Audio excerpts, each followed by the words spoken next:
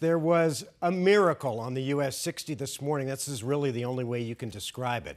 A woman trapped in her burning truck after being hit by a cement mixer. This is the video that was captured by Officer Brian Larison's helmet cam. He was on his way to work when he came across this crash on the 60 at Val Vista.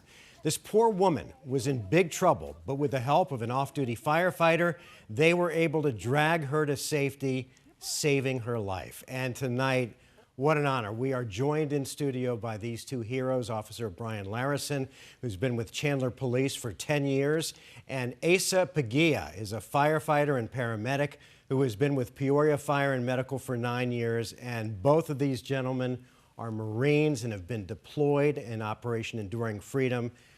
Boy, thank you both. What a day. I mean, there'll come a point later on tonight, or maybe you've already had it, where you've said, whoa. Did that really just happen? Has it hit you? Yes, sir. It has. It's hit me on and off all day. I've gotten emotional. It's not something you expect to see on the way to work.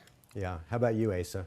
Yeah, I mean, I was on the way to work, and got to work and had to do my normal duty. But then I saw the videos come out and people reaching out. It was kind of overwhelming, the amount of support and everything that we received. So, Asa, as luck would have it, you're what they call a rover, meaning you go from one fire station to another wherever they need you.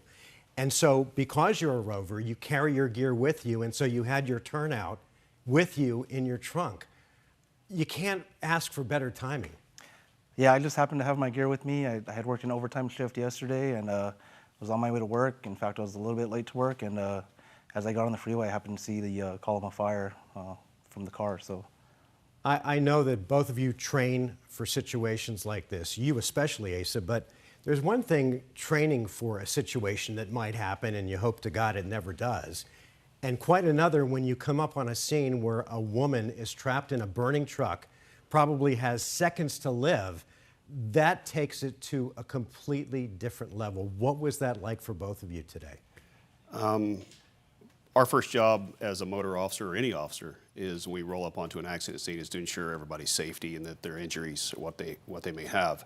When I was going up to the cars, and my first thing was, did she get out, or did that person get out? And I saw her in her car. I said an explicit word, ran back to my motor, grabbed my baton, and my first thought was, get her out. I didn't want anything to happen to her. Certainly didn't want her to perish in that fire.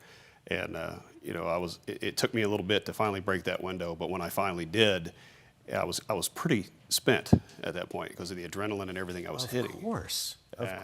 Luckily, when I turned around and I saw Asa, and it was just like, oh, he's here and he's got his gear, and I was so happy to see him. Yeah, and you're in your turnout. You actually are able to grab her and drag her away from this burning car. What's going through your mind?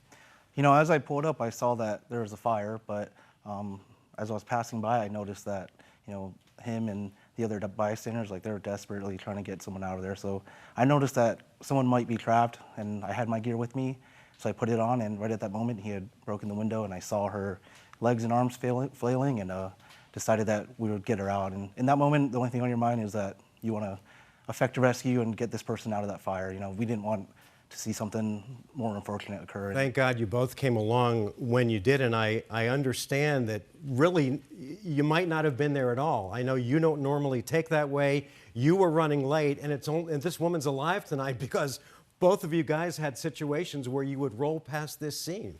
Yes, sir. When I left my house, we always sign on for duty from our garage, and I normally take the 202. And for some reason, I was like, well, I think I'll take the 60 and go do traffic out in Northwest Chandler this morning. And I just happened to see this take place. And I'm like, why is everybody slowing down? So I roll up, and here we are. And I'm guessing your training just kicked into gear. Yeah, once, any first responder, firemen, police, EMS, when there's someone in need, there's no other thought on your mind than helping them. And so that's why we do what we do. That's nothing unique to us. It's everyday firefighters, first responders, cops, EMS, and the only thing on my mind was we're going to get her out, and luckily we were able to. So I'm very grateful for that we were there at the right time to be able to do that. Phenomenal job by both of you. I know you spent some time with her. Yes, sir. After she was out of the car, consoling her. How is she doing, if you know, and also what were you saying to her? I was just telling her, she was pretty upset, hypoxic, if you will. And I pretty much told her, I got you. You're okay. We got you. And just let her know she will be safe. And then I was able to get her to, she called her husband from my phone. And I told her husband that she's okay. And I gave her the phone. And then we got her over in an ambulance. She did not want to get into an ambulance, which I understand.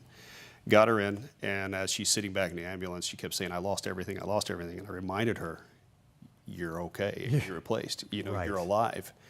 And then she thanked us for saving her. And then later on in the evening, she reached out to my wife and said, I'm home, thank you. So she's fine. Yeah. Do you know how much razzing you're both going to get tomorrow? You at the police station and you at the firehouse? I have a lot of ice cream, yeah. Yeah. I hope you're both proud because, and I know you both have great families. Your wife is here. Yes, sir. She's a doctor. I know you have 4 beautiful children and a family watching. I hope you can step back from the humble, I did what I'm trained to do person and just know, like, today I made a difference in someone's life and the ripple effect of all the people that they know and love.